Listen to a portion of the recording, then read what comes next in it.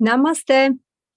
I'm Alina, and I'm gonna host Evenings with Sraddhalu. Namaste. Namaste. Happy to be with all of you. Today is 24th of September, and we are continuing our series online on rituals and related practices. So we will take some questions on this topic, and you may freely ask your questions during our conversation in the chat box, or you can send your questions beforehand with an email at our address integralstudies.in@gmail.com. We will be answering some questions that we received in our chat box from Maya. In Evenings with Sraddhalu number 127, you have mentioned the role of ritual and prayer in our progress, and that it is useful in some regards, but not always necessary.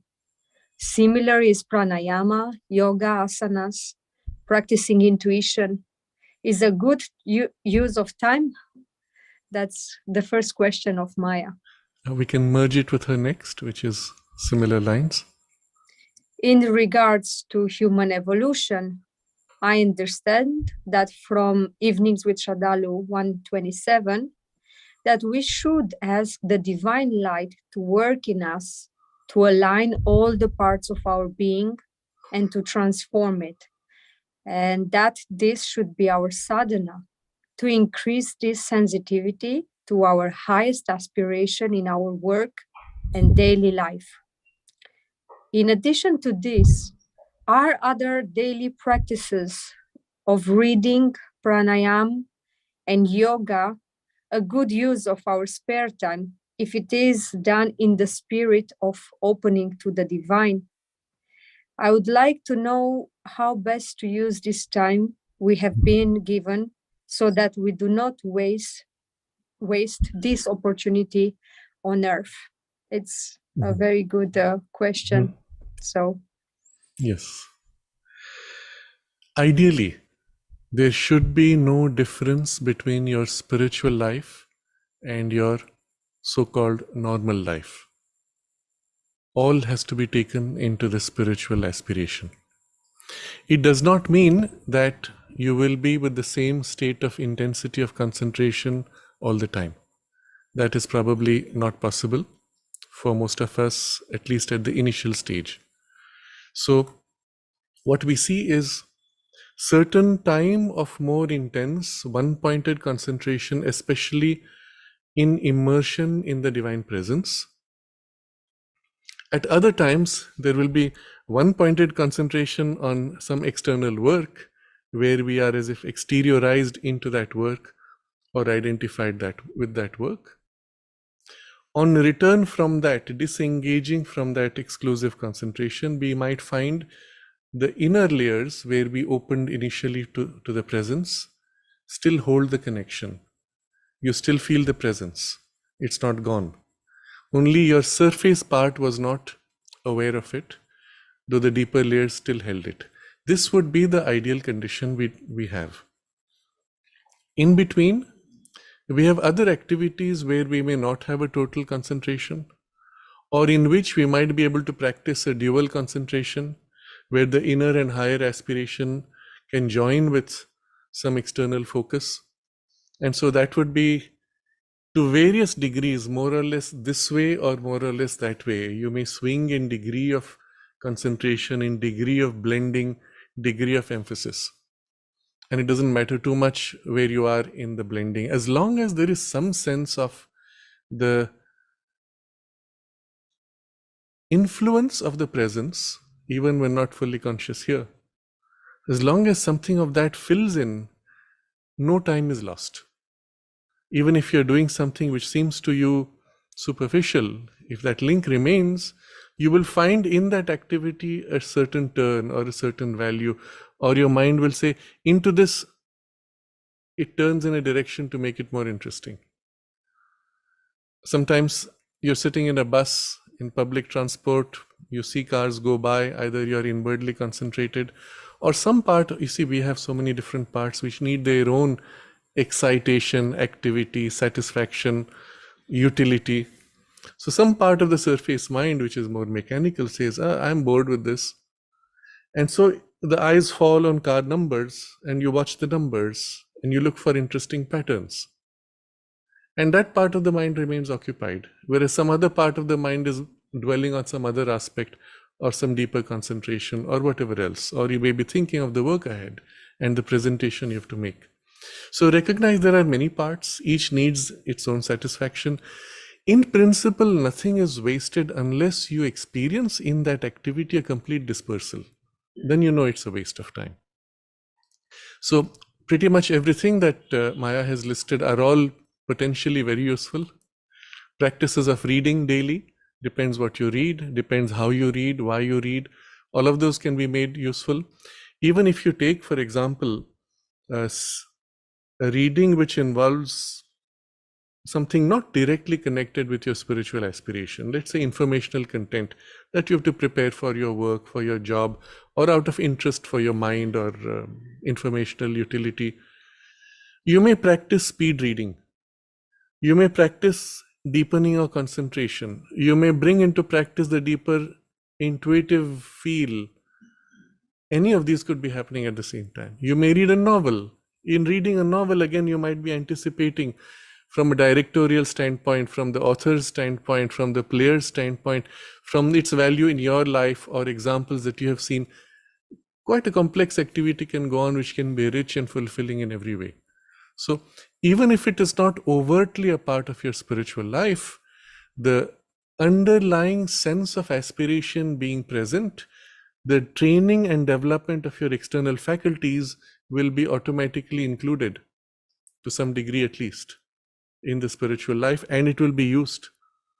It will be led even because of that influence. It will guide you, it will open dimensions, bring an intuitivization into that faculty that you're developing and so on.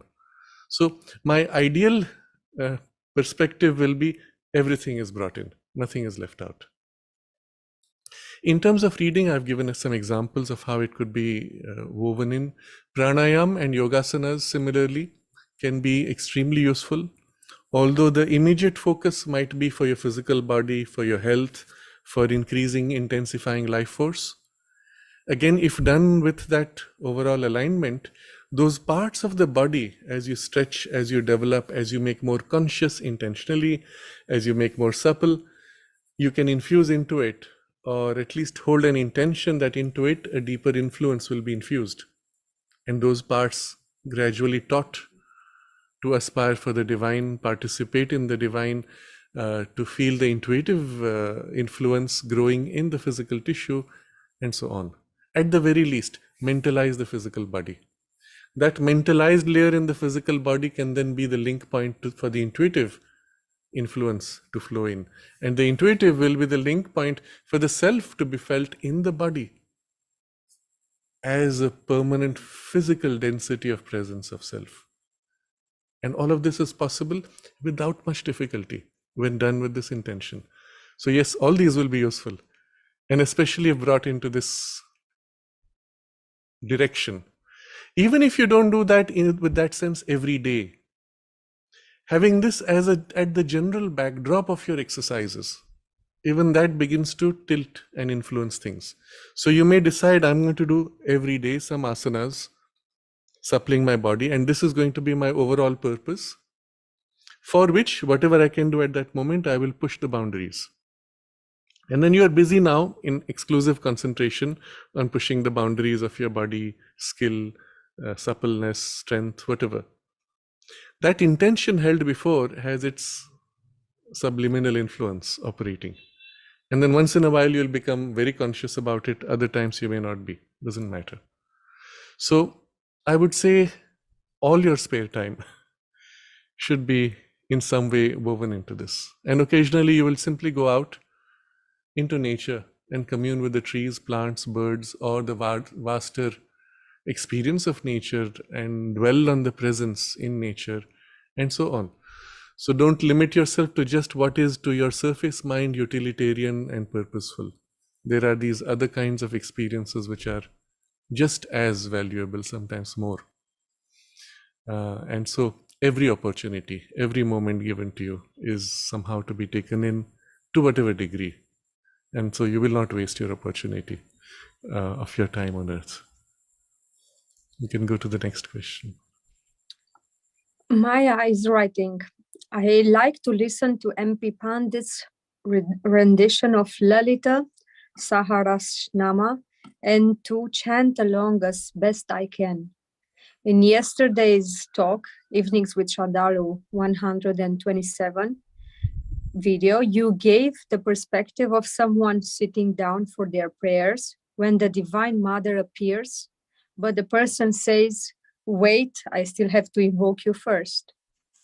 Keeping in mind that we should stay open to the Divine Mother, who is already within us, and form an intimate relationship with her. What significance do ancient prayers like Lalita Saharasnama still have, and why did Panditji continue to recite this one in particular, even after having such a close relationship with the mother? I also like the morning prayer that you sing on Panditji's birthday in his room that begins with the word Gyata. Could you please tell the name of it? Mhm. So, what is the importance or utility of some of these ancient prayers, traditional forms of prayer, rituals, etc.? That's really the larger part of the question. And why did Panditji continue to recite? I will put it in the context of my comment, which at that time in that discussion, I was saying that so much of what we do in ritual form is not necessary and even comes in the way of the direct relationship with the divine. And the example I had given was when you start, let's say you turn with your attention to the divine, and immediately, of course, the presence is always there, but immediately the presence begins to reveal itself. But if your mind is too focused, oh, I have to pronounce correctly, I have to repeat 100 times, or I have to speak these words, will I remember, have I learnt it by heart, where's my book? Then your focus is on other things, you do not feel the presence. But on the other hand, you might feel the presence the moment you turn, and then only you begin to recite, as if addressed to the presence. Isn't it? That has a very different value. But then why would you recite?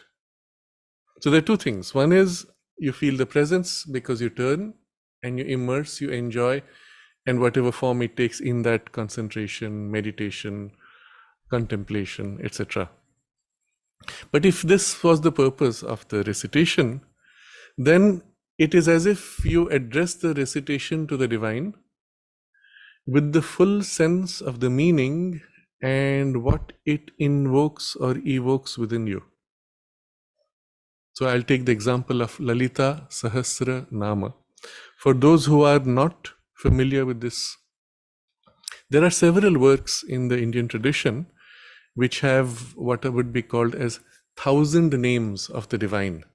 So an aspect of the divine masculine or the divine mother. So Vishnu Sahasra is 1,000, Nama names. So 1,000 names of Vishnu. Or Lalita is the divine mother as the in her highest station as the creatrix, but who is also the player, the enjoyer.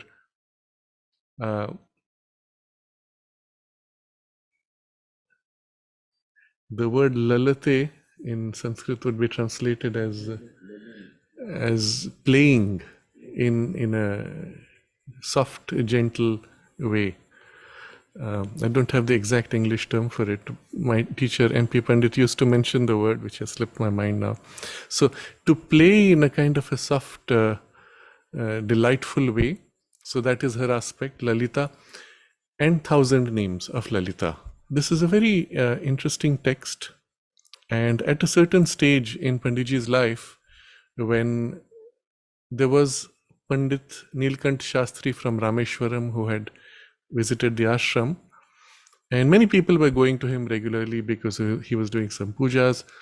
And at that time, the mother asked Panditji specifically to go to him and learn.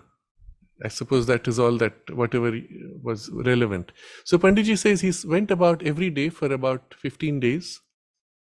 And whatever he learnt at that time, in terms through the discussions, conversations, and so on, he came back, he had some notes, he prepared a little booklet, which is now published in through the title of Thoughts of a Shakta. And that was his normal nature, that anything he received that he had learnt, he would immediately share. And so he published, and that was it. There was nothing else that he thought worthwhile to put in writing, and so that was left. So, and that was it, nothing more than those 15 days. But during that time, because that was the 1,000 names of the Divine Mother, what happened was, and the reason why the mother sent him for that, because in his past incarnations, this was one of the lines of his sadhana, in the lines of the Tantra worship of the Divine Mother. And so many of his books which he has written on the Tantra, he said that they represented a knowledge which was a carryover from the past. And in this life, being exposed to those things or those texts simply brought back work already done and integrated into this incarnation. As also Kapali Shastriyar had written, I think, in one of his writings, he says, I am a tantric through and through. But because in the integral yoga, so much of this is no more needed, he has not bothered to write about it. Only what was relevant to the integral yoga, he wrote among his many writings on the Tantra. So it was with Panditji also. But the result of that contact was that he began to chant the Lalita Sahasranama. And he was not doing it in the traditional way at all. There was no ritual involved at all. He did not chant the whole thing in one go. He in fact split it into some natural boundaries of 10 pieces each, into 10 pieces. And each day he would take one of those and then the next and the next and recite. And it was not the only thing he did. He had other things which he would also recite. And so when he recited, which you will see in the introduction to that recitation, he explains how there is, of course, a deep knowledge, but also the words the names act like keys, like levers, which activate that aspect or that power of the divine. And if you dwell on the word with love, with devotion, with an intention, then there is this, in the speaking of the word itself, it is as if that power is awakened or released. So you will see when he chants, it is first of all with deep love and adoration. And in the words he speaks, there is an intentionality and in the rhythm and in the formulation, which is quite extraordinary. And most important, when he chanted, it was coming with the full force of his being, as if it is his recitation, his invocation, not something learnt by heart. I want to highlight this angle. This is what makes it very important. So there's something you could have read and you're busy remembering as you chant. I'm sure it will have an effect. Or while chanting, you're busy counting. How many times have I counted? Have I chanted? Because you have to complete 108 or whatever it is you have decided. Again, there'll be a certain result, obviously, because of the force and in the intention behind. But in his case, as he's chanting, it is from his full heart, as if he is calling out the name, the verse. It is a full immersion, a full self-giving in that aspect, to that aspect, with the full force of his consecration. And so the result is something quite extraordinary. It's as if as you go through those names, each of these aspects is as if awakened, intensified in the presence, grows, builds a certain complex, rich aspect of the presence. And in himself, as if there's an opening to all this. And it is done in joy. So when you hear him chant, you can feel this, the joy of that immersion and that adoration in all these aspects. And there's perhaps a part of the mind which may dwell on the deeper sense of those words, of those meanings. So he later brought out a little book which is called Adoration of the Divine Mother, where he picked up 108 of the names which he thought more appropriate to comment upon, and wrote a commentary on each of those names, which is also very interesting because that shows you in a glimpse what is behind a single name. And so when you dwell, there's an intuitive aspect which dwells on the meaning and the quality of that consciousness. And it's an experience, and it's quite a rich experience. You could perhaps have ignored all that and simply immersed in the oneness of the Divine Mother, or you could dwell on different aspects, or you could allow her to reveal certain aspects. But this has a different character, a different quality to the experience. And at some point, so he was also reading from Uma Sahasram, which is written by Ganapati Muni. Lalita Sahasranama is a more traditional text which goes back a couple of thousand years at least.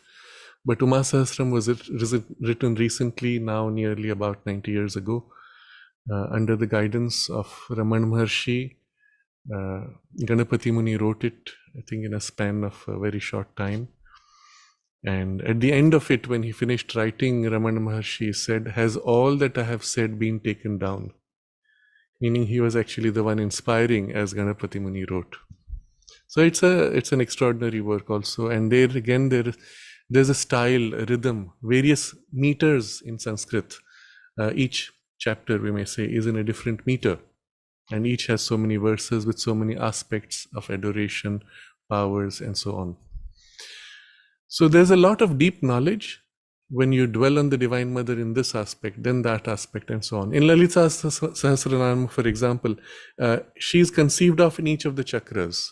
And there's a description of the form and the color in which she represents herself in that chakra and what she does there, for example. All encapsulated in brief names. She who takes this station, she who is of that quality, she who does this, and so on.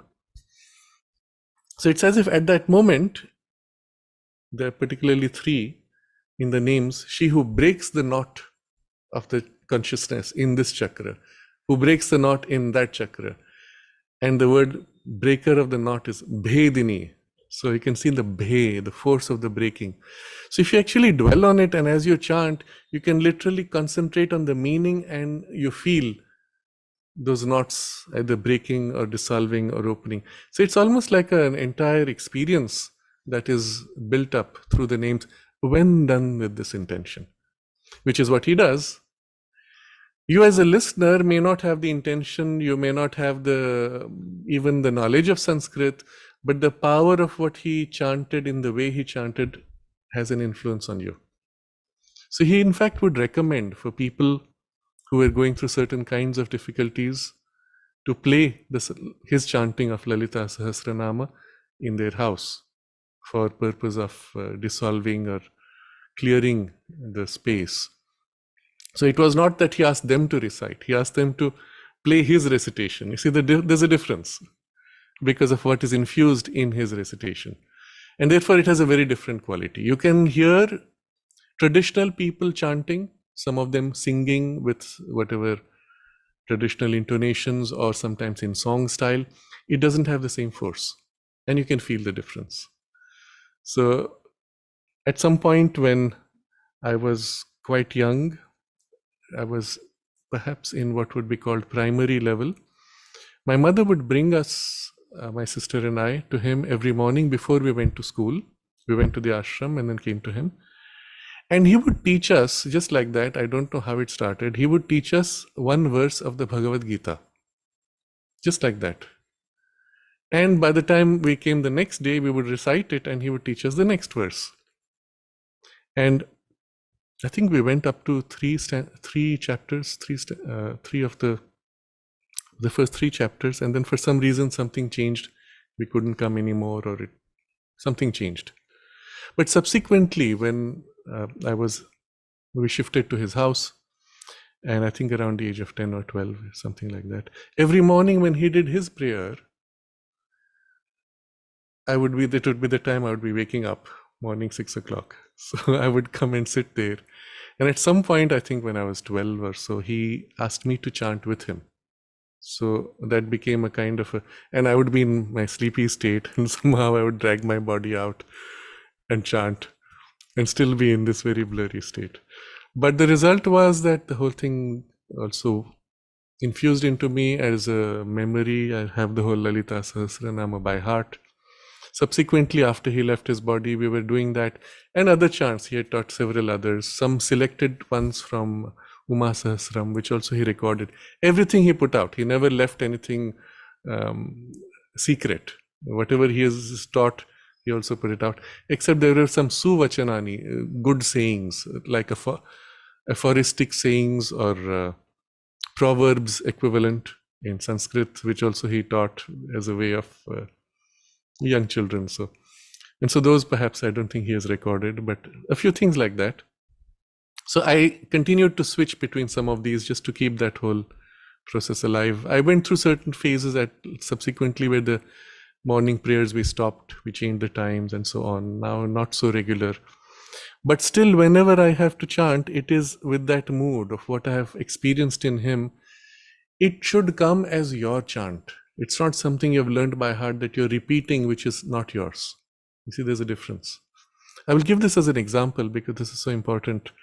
Let's say you take some of Sri Aurobindo's poems in English, so you also understand the meaning, or some of Mother's prayers. There is one particularly, the prayer which says, "Glory to thee, O Lord," and so on. It starts. A triumphant, victorious over all obstacles, and so on. Grant that, I'm translating in my head, but you will see that it's one of the last prayers in her prayers and meditations. If you take that, for example, and you have the full sense of the meaning, you could read it as Mother's prayer, and of course it has a value, or you could internalize it to the point where it becomes yours. So there is the power which she has infused as she formulated the prayer, but now there is the call from your heart, from your mind, and perhaps deeper still from your soul as this prayer is invoked. So I take a prayer which is much shorter. Make of us the hero warriors that we aspire to become. So you can say, okay, what is it? This is Mother's prayer, and I'm repeating, make of us the hero warriors. Or I concentrate, center myself as deeply as I can, aligning my mind, my heart's emotions, my body's actions, energies, life energies, to the deepest aspiration of my soul, as far as possible. And from the silence, settling in the silence, from within the silence now, it comes as my prayer. Make of us the hero warriors that we aspire to become. May we fight successfully the great battle of the future that is to be born against the past that seeks to endure, so that the new things may manifest and we be ready to receive them. Held in that full concentration of your aspiration, with your whole being aligned like this, the moment even when you say, so that the new things may manifest, you can feel literally the call and the response of the new things manifesting. And we be ready to receive them. And with that, a part of you as if opens in readiness, in receptivity. Words have a tremendous power of creation when spoken in this way. And now the prayer is no more a sacred prayer given by the Mother. It is your heart, your souls, your minds, your emotions, your life's prayer to the Divine Mother. It's yours, and spoken with the full intensity of a full alignment of your entire being, to whatever extent. And the result can be even miraculous, immediate, to whatever degree. And then repetition once every day. So here I will not say repeat twice, 3 times. You will not be able to hold the same intensity. Do not do that. One concentrated call is more powerful than 1,000 or 1,000,000 repetitions. The repetition is not the point at all. It is the joy of the relationship. So coming to the question really, when recited in this way, first of all, there is a certain expression of your own being as your prayer, but also there is a deepening of the relationship and an interchange that takes place, which can be also of a great result, but also of great joy. So, recognizing this, if you feel drawn to a certain prayer, if you feel called to express something either spontaneously, or it may be from your heart, your prayer in whatever words they take, well, that's what you should do. Or it may be a prayer in silence with no words. But formulating in words would have a different value. And in this case, when prayer formulated in this way is given, it has a very distinct benefit. Again, would I do it every day? Probably not. Would I do the same thing every day? Very likely not. But what I would do is, as I sit in concentration, that which I feel most called to express or invoke, I would. So recently when I had my birthday, my mother said, which prayer? And we used to do this particular prayer that you have mentioned, which begins Dhyata, which I do on Panditji's birthday. So that used to be the tradition. But this year I said, no, I would rather be in silence. And we did a meditation in silence instead. Because that was the most natural thing and the best way for the receptivity. In the absence of that, perhaps I might have done that formal recitation because it's something we do regularly.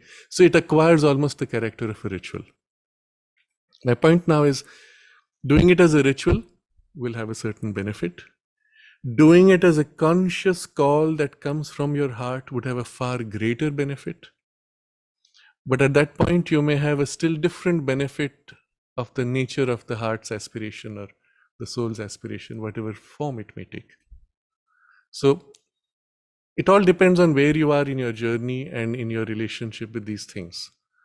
If you feel the mechanical repetition daily helps you hold a certain poise, a certain station of relationship with the divine and raises your consciousness, by all means, go ahead, if it is useful. There may come a point where you may feel it mechanically, drop it. If not entirely, at least the numbers that you do. So Lalita Sahasranama, we did it in 10 bits.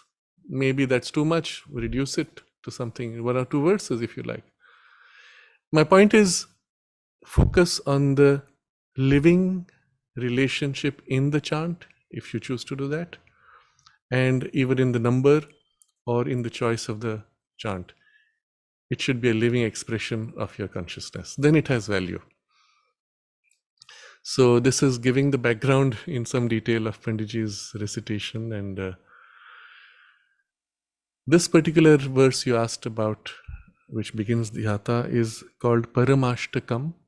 It is written by Kapali Shastriyar, and he wrote several prayers which are all been brought out with English translation in a little booklet called Prayers of Kapali Shastriyar. And it is, of course, part of his collected works. And some of these are inspired very clearly, and there's a certain power because he was himself a Kavi, a Rishi, and so what came through had that force. Very interestingly, just before Sri Aurobindo, no, just after Sri Aurobindo left his body, he was inspired to write a prayer in praise of Sri Aurobindo. But as the prayer formed, it took the form of not only praising him, but equally the Divine Mother. And he comments on this. He says that because the work continues in her, and so the prayer automatically took that form. So this is, I think, you just see in the chat box in case we have something.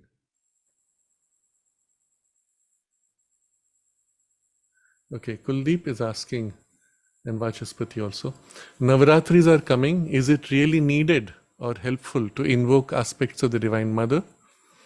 And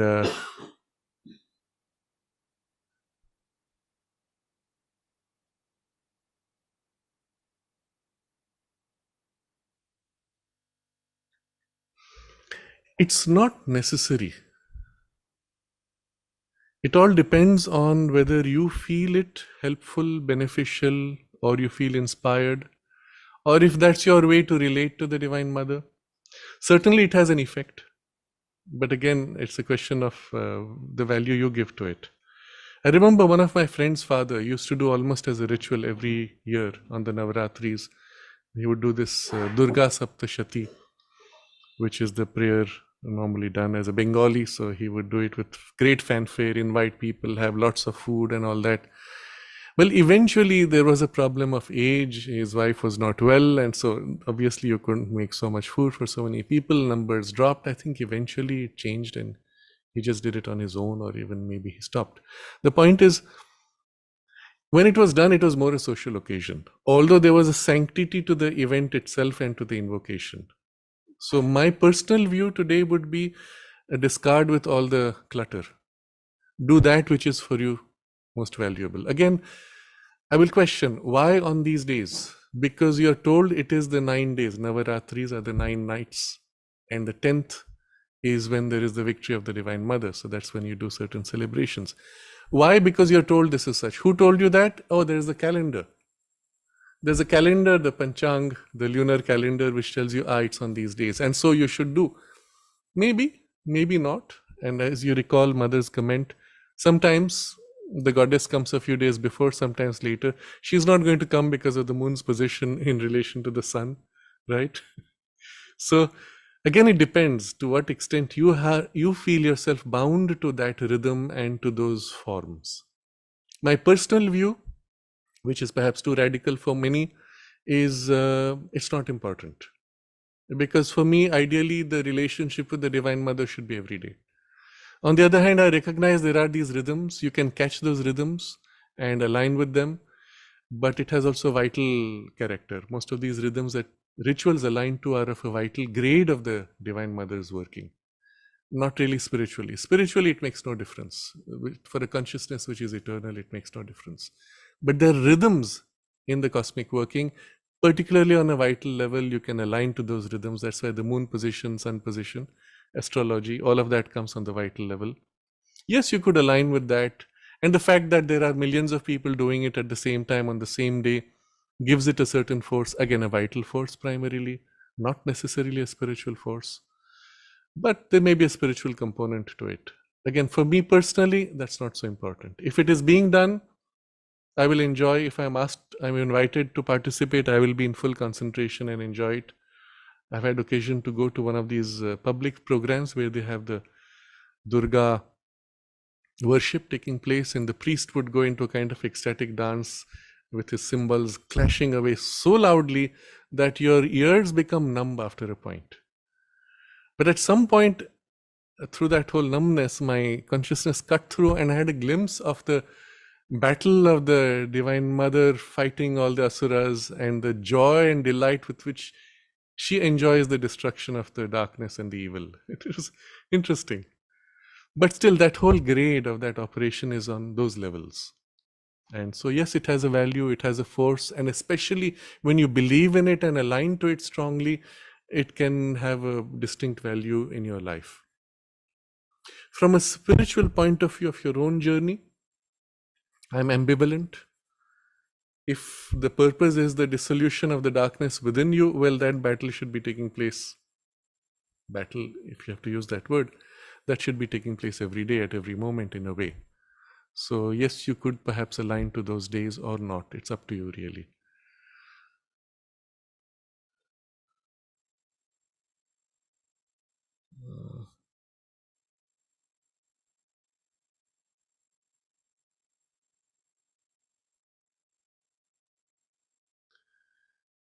I think we'll just go to the next question.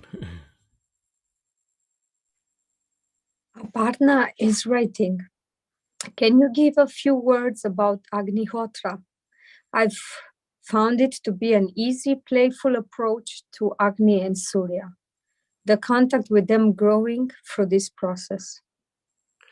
Yes, Agnihotra is a ritual which is often done just before sunrise or just before sunset, or at the moment of sunrise, at the moment of sunset, where the morning and night join, the Sandhya, the twilight zone, which is, even in the Western tradition, a gap between two worlds through which things can slip in and out.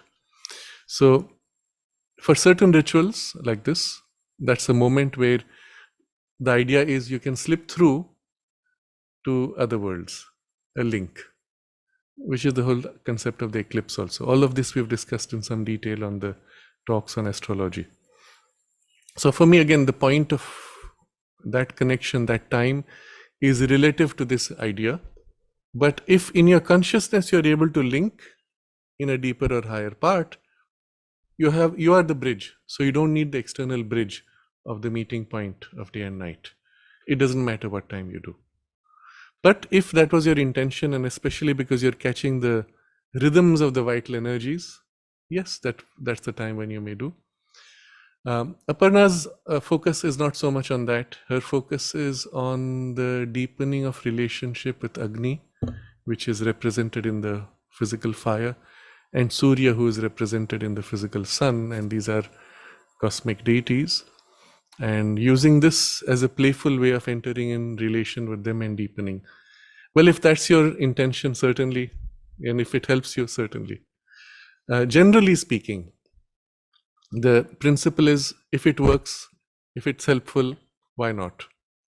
But then I am a minimalist. My tendency, and everyone doesn't have to be like that, my tendency is to, I'm lazy. So knock out everything which does not work or which is not relevant and minimize it to external forms, minimize to the minimum that's required, and focus on the same result with minimum external paraphernalia. And to the extent that going through that ritual is part of your play, of your relationship, of devotion, as people would do during a puja, they make an offering, they take the clarified butter, pour it into the fire while chanting, reciting, invoking. If you enjoy it, if it gives you that satisfaction, if it helps you deepen that relationship, why not? It's joy, as you would do a beautiful painting as a way of expressing yourself. And the ritual becomes a joyous expression of yourself in relation to those aspects of the divine. Sometimes you will sit without any external paraphernalia and still go through that joy of the relationship, and it would be fine just as well. So already in Aparna's description, it's gone outside the ritual component to the deepening of the relationship. But for those who are bound in the ritual, it's a choice you make. Again, does it actually give you a contact with the presence? If it does not, either deepen it, minimizing the ritual, get to the contact, or drop the ritual. Or do it because it's being done, because you're part of a momentum. All my ancestors have done every day, I better keep doing because I'm part of the ancestry. Well, you're plugging into those lower levels of identification of yourself, because you are not progeny of your ancestors of biology. You are progeny of the spiritual ancestry, which is of the divine, of the Lord. If anything, of the great rishis and those who have embodied aspects of the divine. But the point is, that's your true ancestry from a spiritual point of view. Mother even makes this comment, which is so radical as to be almost potentially misused by people today. You have to understand, she had to be careful not to go too far out, because people can take that and then twist it to suit their convenience. So she said in Auroville, the children born in Auroville would not even have the family name. Because by attaching yourself to family name, you're again attaching to a lower identity of yourself as a human being belonging to that family. You see? And even that she did not want. But that's far out. But what happens in practice, people say, oh, I have to have a child. I don't know. I just had 5 partners. Whose child is it? I don't know. So it's convenient not to give it a name. Of course, the legal requirement is there for a father. You don't know. It goes to an almost semi-animal level. But the same thing would be justified on an animal level. When her intention is of a much different grade, on a spiritual level, you are not your family biology. And let that deeper truth of who you are as a conscious soul come forward, even in the name itself. So I am giving this as an example of how far she wanted us to actually be. But some of us may find ourselves bound into whatever traditions. Well, if you find yourself bound in it, be careful though, because many of these rituals also bind you in a way that is not healthy. So recently somebody shared this example That is a singer, he is chanting some of the sacred songs, one of them being the song that extols the repeating the name of the Lord. But in the song is this line which says, again and again you have to take birth, again and again you have to die. Punarapi jananam, punarapi maranam.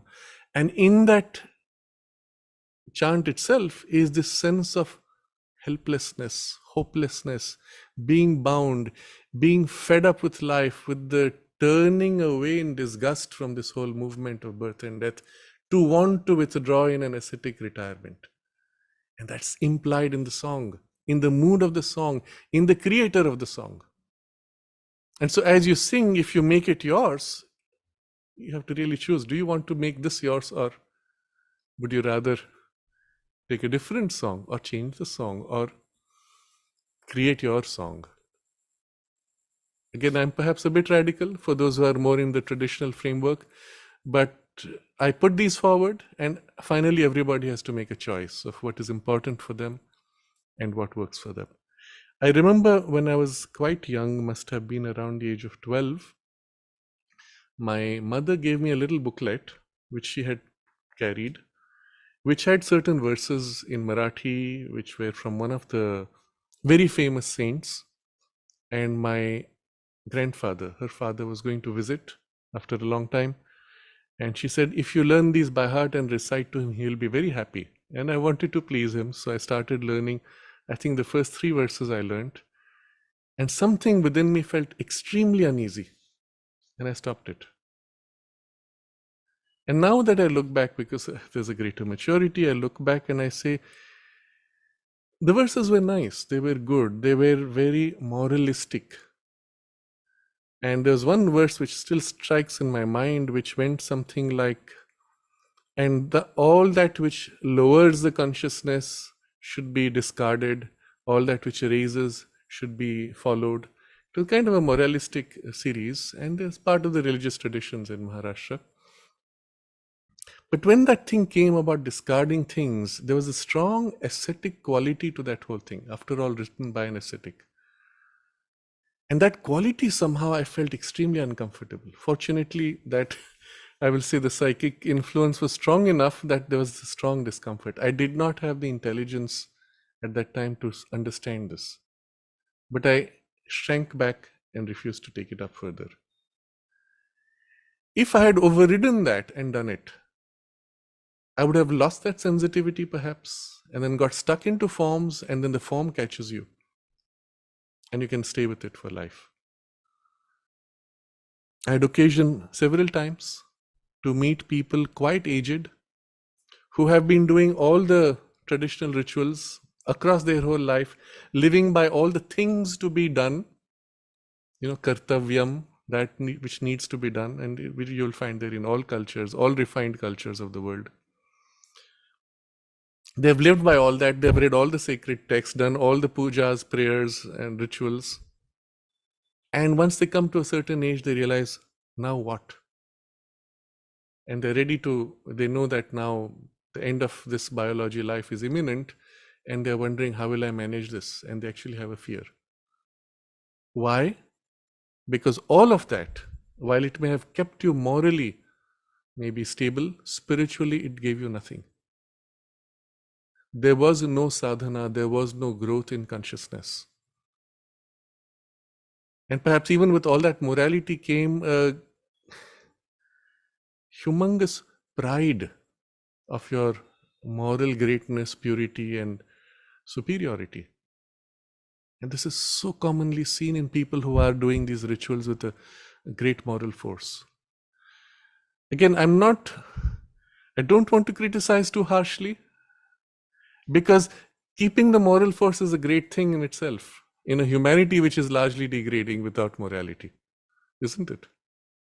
Because the tendency of our animality is quite strong. To sink is easy. That's a great thing in itself, but it does not have any spiritual value in itself. If upon that, as a base of purification, one built the spiritual experience, at some point you have to let go of the morality aspect, because it was a crutch, it was fake, it was a pretense. as a way of forcing an outer form of behavior, which, well, at best is only a support for something truer which has to replace it. I'm going to read from something that the mother says, which is quite sharp in this direction. There was a certain experience that she spoke of.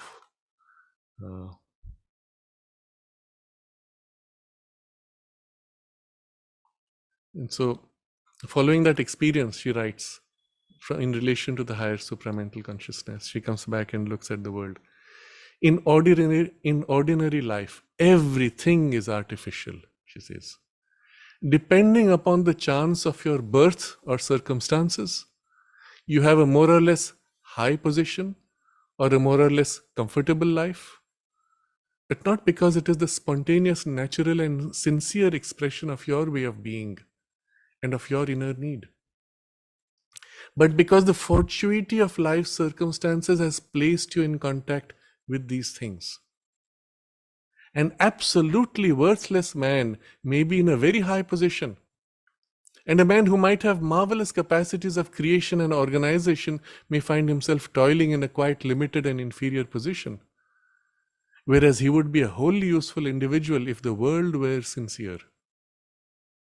It is this artificiality, this insincerity, this complete lack of truth that appeared so shocking to me, that one wonders how, in a world as false as this one, we can arrive at any truthful evaluation of things. But instead of feeling grieved, morose, rebellious, discontent, I had rather the feeling of what I spoke of at the end, of such a ridiculous absurdity that for several days I was seized with an uncontrollable laughter whenever I saw things and people. Such a tremendous laughter, so absolutely inexplicable except to me, because of the ridiculousness of these situations. Then she says, when I invited you on a voyage into the unknown, a voyage of adventure, I did not know just how true were my words. And I can promise those who are ready to embark upon this adventure that they will make some very astonishing discoveries. And so this is for all of us. And you will find her invitation to this voyage of adventure in her questions and answers, 1957, July 10th. That was the day when she spoke about this and invited people to this adventure following this particular experience. But then again, Satprem asks her in the agenda about this. He says, the other day too, in your supramental experience, you said that moral values had lost all their meaning. Mother replies, but our conceptions of good and evil are so ridiculous. Our ideas of what is near to the divine or far from the divine are so absurd. The experience of the other day, February 3, was quite a revelation to me. And I came out of it utterly changed. I suddenly understood a great many things from the past, certain actions, parts of my life that had remained inexplicable. In truth, the shortest path from one point to another is not the straight line we imagine.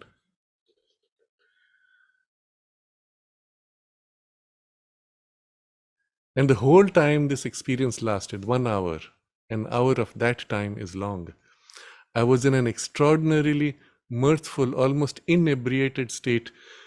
The difference between the two consciousnesses is such that when you are in one, the other seems unreal like a dream. When I came back, I was at first struck by the futility of life here.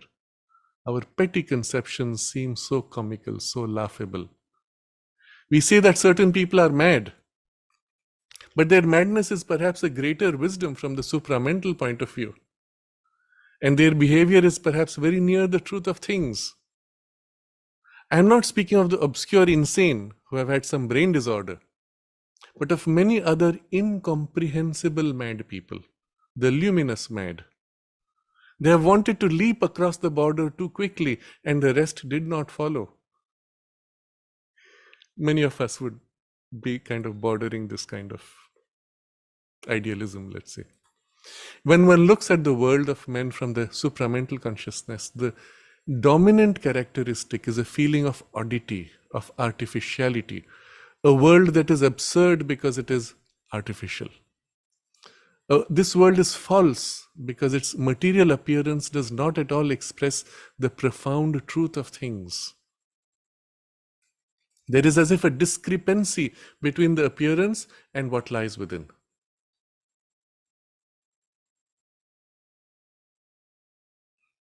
She gives a few examples and then says, whereas in the supramental world, the will acts directly upon the substance and the substance is obedient to this will. I'll leave it for you, those who want to read this in great detail, you can look it up yourself. But I bring this reference back to our question of rituals, and particularly of these kinds of rituals. If the ritual is a spontaneous expression of your consciousness, it has value.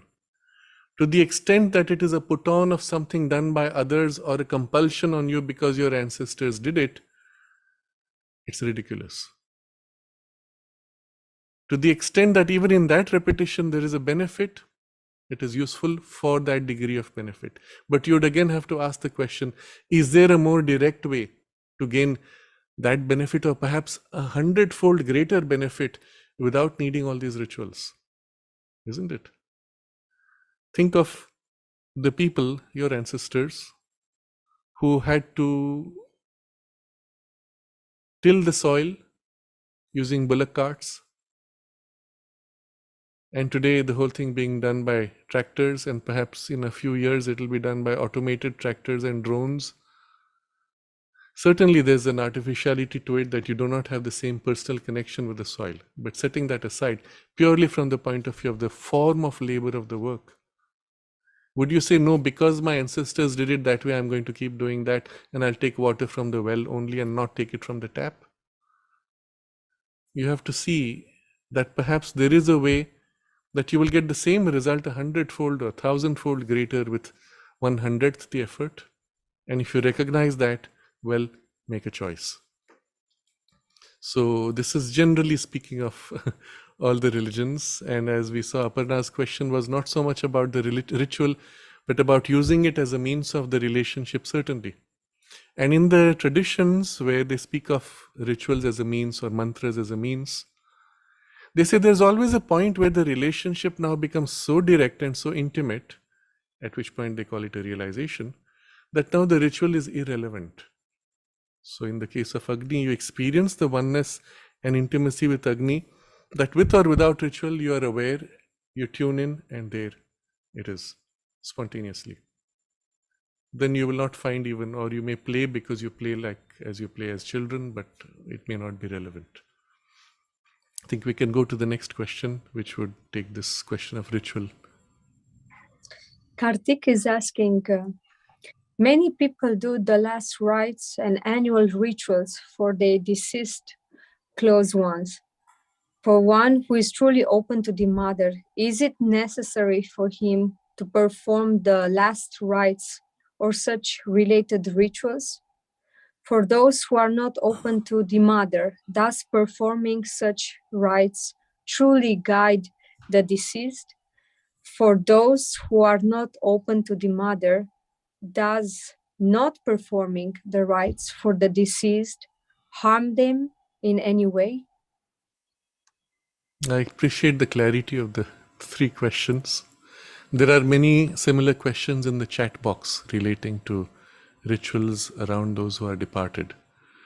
So I will first make some general observations, but then I want to also comment about certain other rituals, such as what we do for children, thread ceremony, and so on. But starting with the last rites.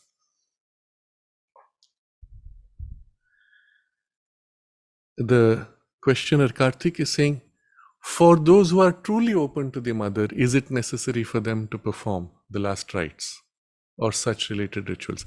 If they are truly open, no. Very simply. Question is, are they truly open?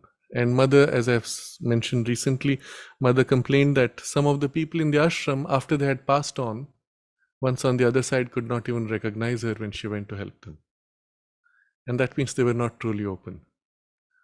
or the part where they opened was so superficial that it was shed with the body, and the inner parts were never open to her to the same degree and could not recognize. You see the point? And that's why the in to out experience of life, which would include rituals or even other morning rituals, your eating of lunch, breakfast, lunch, or dinner is a ritual in that sense.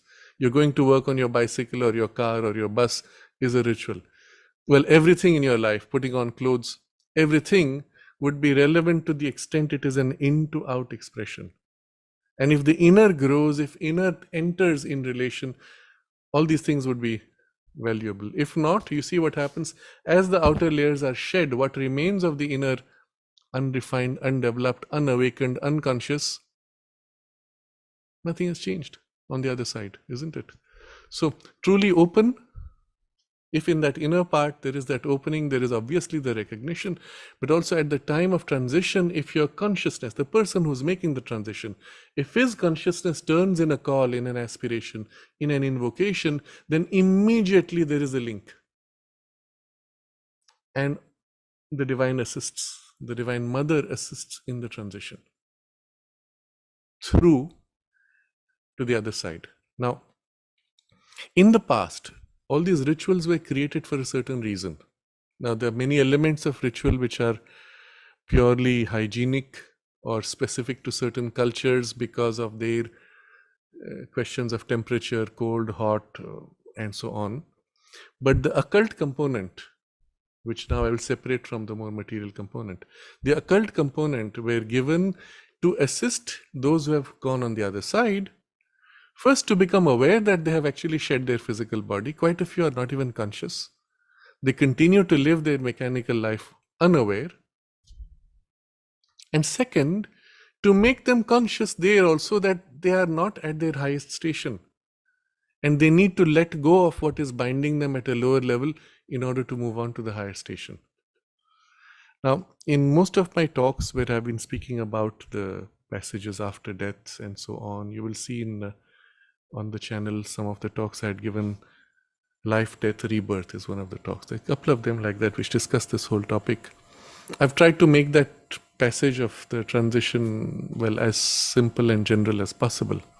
But if you go outside the generality, there are cases, for example, where people have transitioned and are not conscious that they have died. They're going on their routine, but because the nature of these subtler worlds is that they're highly subjective, that whatever you choose to form or imagine tends to acquire a visibility and even a substantiality, you can actually create your own world of whatever you expect and remain stuck in it. And generally, though, when the grade of that substance begins to thin out or dissolve, you suddenly realize, oh, all this looks fake. And then you become conscious because your finer grade of consciousness is now emerging. You become conscious that, oh, whatever I'm thinking of is formed. That means this is not really it. This is not real, or rather it's my creation. And then you make the transition to the next grade, and so on. Depending on the state in which you are is the state of the world that you are, so to say, drawn to. If all of your life, your state of emotions and thoughts have been miserable, criticizing others, being petty, being harming others, pushing people in a way that is done in vengeance of some kind, the quality of consciousness that you live in, your physical body is shed, that's the world you're in. Except because the physical body is so dulling, thousandfold, millionfold dulling as an influence, now that is released, and you are now in a thousandfold intensity of the same emotions. And that's your hell in a way, your own self-created hell of your consciousness. And that's why it is so important in your physical life, where the body dulls you, to learn to shape, change grades of consciousness, make the shifts, come to that poise, at least even when you're miserable, which happens to all of us in our life. From there, to be able to turn in positivity and shift level of consciousness to optimism and positivity. The result on the other side is this thousandfold amplification of the same grade. So from that state of extreme darkness and dullness and anger or hatred or suffocating emotions. It's literally waking up in intensity of light, freshness, clarity, joy, happiness, and everything around you is of that grade equally, and experiences of that world and those beings and so on. This transition, especially for a person who has not done this work in physical life, they want to help you wake up and make that transition, which is the basis of so many of these rituals, to free you or to help dissolve. Now, it all depends on different traditions. Each has its own variation of what they focus on, how they help dissolve. In the Buddhist tradition, in Tibetan Buddhist tradition specifically, they have descriptions of all the levels that you might be going through, and they keep repeating and telling the person. Again, if it's done with a certain intention, the rituals are so designed that it has an influence. If the person doing the ritual actually has an occult knowledge, which used to be the case once, I don't think it is the same today, then the person who is speaking literally reaches out, connecting to the one who has passed on, and as the words are spoken, they are infusing those ideas or those influences upon the person, even to the extent that the power of the word is used to help break, to dissolve, and release the person, push them onward. If the person has that occult, capacity, awareness, knowledge. This was the purpose of. So I'm giving you the rationale for many of these rituals. In India, again, you have similar variations to these rituals with the similar objective, though done differently, goal being similar. Again, if done with a certain intention. Now you do it mechanically, and today's priests have absolutely no occult sense, bulk of them. They've gone to a school where they learned by heart, and they're doing the ritual and more interested in the money they get. So they go through the ritual. Now the ritual is so designed as to create an occult formation, which has an effect, especially in the lower ranges of the vital worlds. That's about all that they can access typically. Or a little bit of the mental, again the lower ranges of the mental. So the effect of those is to create like a current. You see, when you light a flame, and this is the pure physics aspect, the air around it heats up, and the hot air begins to rise because it is less dense, and the cool air around begins to take its place, and so it creates automatically a rising current drawing from below around, and the air flows up, and continuously there's this flow. A similar current is created in the occult worlds, in the lower ranges of the vital worlds, where the person finds himself as if lifted, pushed up, risen, to the extent this is done with the right kind of intention, concentration. So I said, even if the person does it with no capacity, there is a certain current that is made, and it does have an effect. How much it will help that person?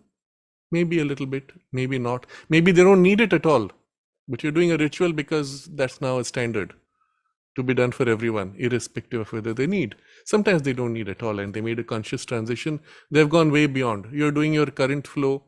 Maybe it helps somebody else. Who knows? I don't know. So the question of whether it is useful for those who have just passed on, generally speaking, it can be. It may not be needed even. It may be partially useful. It may be very useful. All depends on all these factors which I have discussed. If they're truly open to the mother, none of this is necessary. And what is most helpful from your side, though, is that you create an environment where they feel supported by your consciousness. See, there's a period of confusion on the other side. Oh my God, what do I do? What's this? How do I move on? Or even a sense of loss. Oh, now I have to say goodbye. I can't get back. I've lost my body. Or they see you in struggle and they're worried, how can I help? Sometimes, oh, I wish I could have said this. Oh, I wish I would have told them. Things are going to get a bit more messy today because, you have passwords.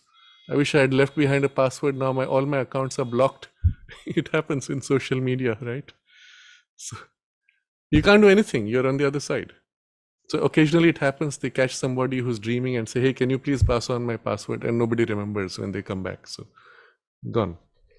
But there may be issues like that. But if you're depressed, if you're unhappy, if you're suffering, grieving, then they feel somehow responsible. They feel bound in some way. Again, depending on their maturity, they may say, okay, eventually the soul pulls away. There's a very interesting example I just heard of a couple of days ago from Vasantiji. Madanlal Himmat Singh Ka and his wife, they had just lost their son in some illness, accident, I don't know what. And they were grieving. The wife was grieving. And they had gone to many sadhus and yogis, and somehow she could not get free of her grief. And then someone said, go to the mother. They said, we've been to so many, why not one more? They came to the mother, and mother heard her out and said to her, your son is very happy, he is very well, he is right now sitting next to you. He is unable to move on because you are grieving so much, he feels responsible and wants you to be free of this grief. She said this to her. They came back from that meeting from the mother, and then the wife says, I didn't see my son, I didn't see anything. But after meeting the mother, the weight which I was feeling in my chest has gone. Interesting. And so then after that, they stayed on, and then there were some other things which took place. But this is to say that the son had to hang on because he was concerned for his mother's excessive grief. So the question from our side is ritual perhaps or not. The state of consciousness you hold which allows them to part, where you actually say, yes, I give you permission to go, and I am grateful for all that we have received from you and whatever relationship we had, you're free to go. That, and initially at least just after passing the peace and the prayerful state, is the state that is like an enveloping influence around them. And you can consciously will visualize, invoke the mother's light, protection, and especially in the initial transition, it can be of great help. Just this much, it'll be more powerful than any of the rituals you might do. So whether they are open to the mother truly or not truly, or even not open, does not matter. This would be certainly the single most important help you could give, with or without support of other rituals. In the ashram, of course, there is nothing of that kind because the mother would simply take responsibility, help. And more than that, the people have prepared themselves are supposed to have worked on themselves sufficiently that at the point of transition, they are able to consciously open to her and make the link and help. The mother spoke of one of the missions in this lifetime, precisely to assist this transition where people get confused through these different gradations of worlds. Because each time you make one transition, you say, is this it? Actually, there's so much more before you can be fully out of that. So it was one of her missions to create a passage, like a tunnel. You will find many near-death experiences. People come back with descriptions of being pulled into a tunnel, sucked across, and then opening out to a world of light and a being of light who meets them. But this whole passage of gradations of worlds is crossed through the tunnel, which is like a protective passage through which they're taken across without the dangers of being stuck in intermediate zones. So it was one of her missions to create this tunnel and to form this being of light who will help people across. Now, irrespective, you don't have to be open to the mother consciously. If you're just open in a quiet aspiration and a thought Godward at the point of leaving anywhere in the world, in any culture, tradition, doesn't matter. There is this being of light that she has formed who actually assists reaching out and takes you through the passage of the tunnel. And you find yourself on the other side, having crossed the difficult stages in between. So to a great extent, many of these rituals have become irrelevant in view of this thing which she has created. And the bulk of this work she did in the 1920s and 30s. And therefore, it's fascinating to see across the world, and this she has, by the way, recorded in her diary notes in the 1920s, I think, that this was one of her objectives in this lifetime. So almost all of the near-death experience literature of around the world that we have today, they all describe this tunnel, not knowing that it's a relatively recently built structure, part of Mother's work. So coming back to the question, for those who are truly open, not needed. Even for those who are not open, may be helpful or not. For those who are not open, does not performing the rites harm them? No, not at all. On the other hand, if you were able to do the psychological process and support, and especially at the point of transition, then you can help them by invoking that light, that even when they are unconscious in the transition, that they are linked to the light immediately and handed over, so to say. And like an elevator, like a pull, it's actually felt like a flow, like a current which is rising. You're pulled and taken care of. So you could do a lot without any ritual and just focusing in this way, in the right way. Occasionally, because initially there is this period of a few days when the person may be in the subtle body at more or less denser grades, you may even be able to reach out to them in a certain way, communicate with feelings, thoughts, with words if needed or not, whatever you need to say as a goodbye, as a support, as gratitude, and then let them free to then go away. As it happens, as you move away in grades of consciousness, the things of the physical earth domain become so irrelevant, so superficial, that the person does not have any regret. They even tend to forget, oh, that was like long ago, like a century ago. You don't bother about things which took place a century ago, isn't it? Or another life. It just fades out. For them, there's no problem. You are busy doing your grieving for the next few years, and especially on the day of their passing, when they may be far away. But if you have a strong grief, it again creates a current that may pull them. And in their consciousness, something turns, oh, something is calling, and there may be a point of contact. But you could equally do that with joy, with love, instead of grief. Or you could simply say, happy to say goodbye. These are ways by which you decide whether the anniversary of their passing is important. So my teacher, MP Pandit, used to make observance in the first anniversary after, as it happened, for example, with his other sister who passed on. A year later, we had a short concentration. That was it. After that, he said, no more. We don't give any other value to this date. Forget it. Birthday, we continue to celebrate or observe in some way, and that's all. But no more the date of passing. That's not important. He didn't want it to be given any importance. I think that covers in some depth the question of people passing. And I suppose we'll have to make this the last question because it's nearly 1.5 hours. I will look at the chat box briefly.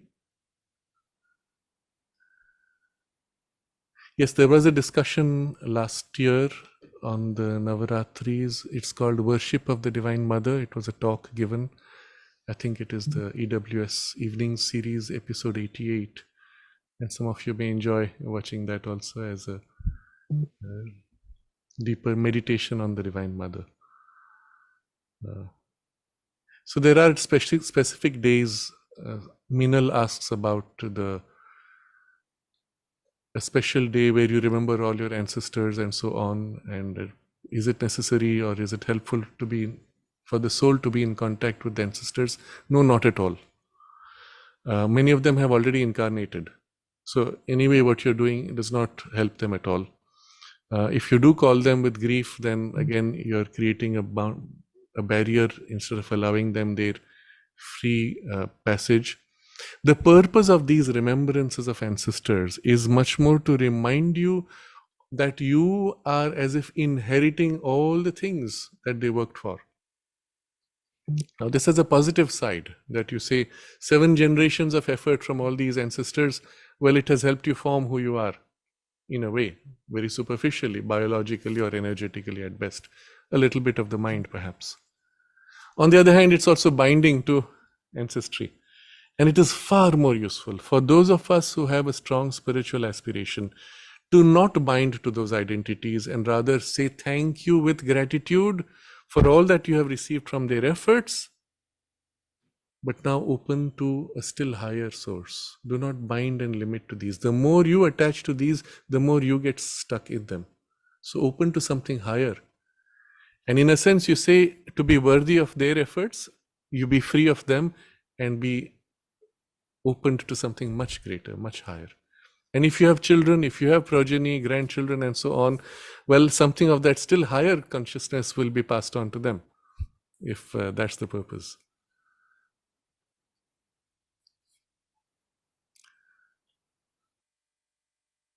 So again, looking at some of the questions.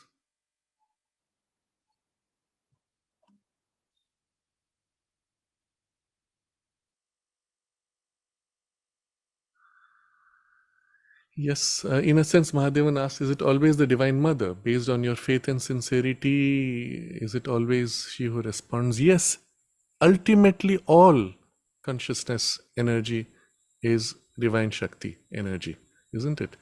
Through many aspects. But some of us have a particular attachment to a certain aspect because, well, that's your tradition, that's your lineage, and we are bound to that form.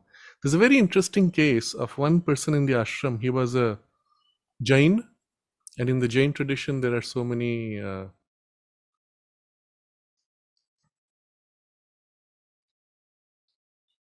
let's say, spiritual beings who have incarnated, or some of them have not incarnated, who are there in their pantheon.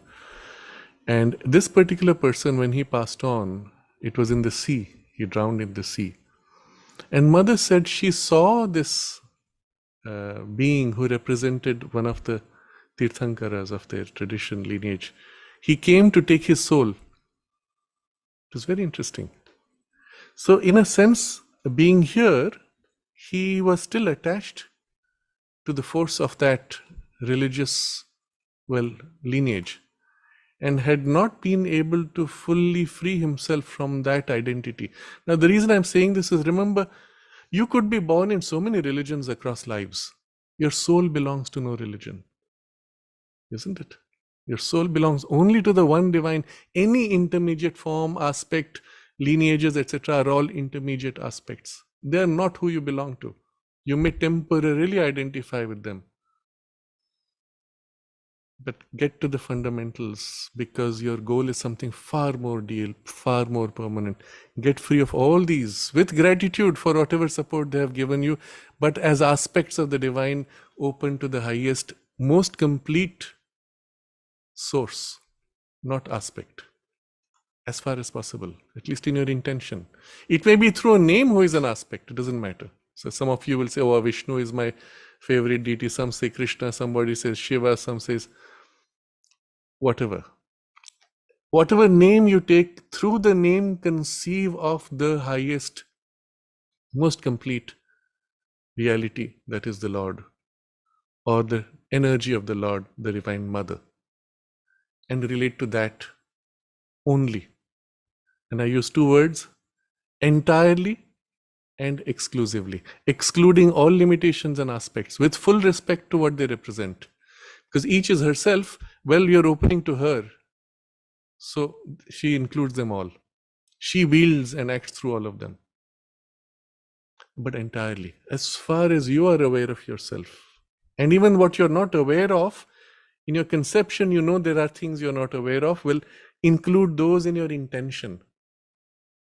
And first, turn with the central aspiration, open as completely as possible, receive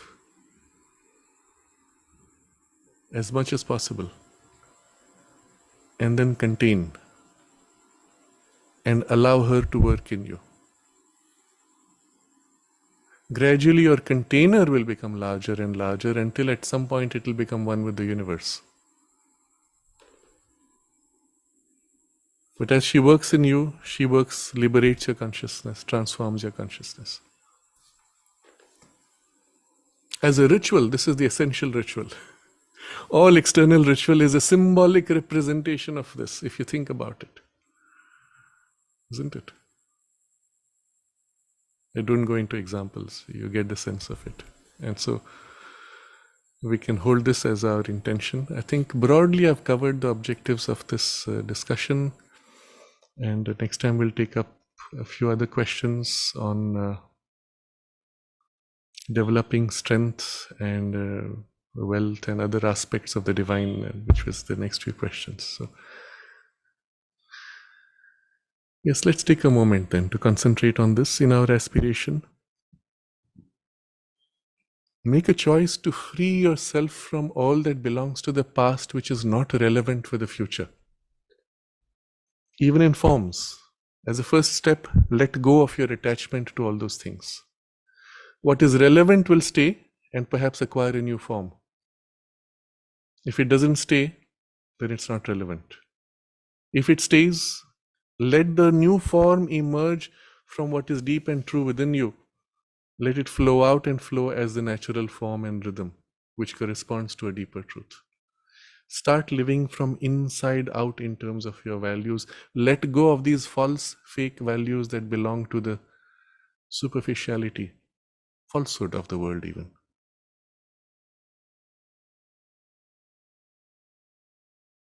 And part of the work in this transition is the death of an age, end of an age, and the birth of a new consciousness and a new age. And so with it, new forms have to develop. If at the end of creating a new form, you find it similar to the old, but still it'll contain something different, that's fine. But you don't take an old and try to change it. You let go of the old and allow the new to flow and form in its own way as the truth that has to form for the future, isn't it? And perhaps the forms will be fluid. They will be more spontaneous because more true. And all of our lives, we have to as if recreate, rebuild at every moment, every day. We can concentrate on this aspiration, on this intention, and the essential ritual, which is of opening entirely in aspiration, exclusively, giving ourselves, receiving, containing, and allowing her to work in you, to transform you.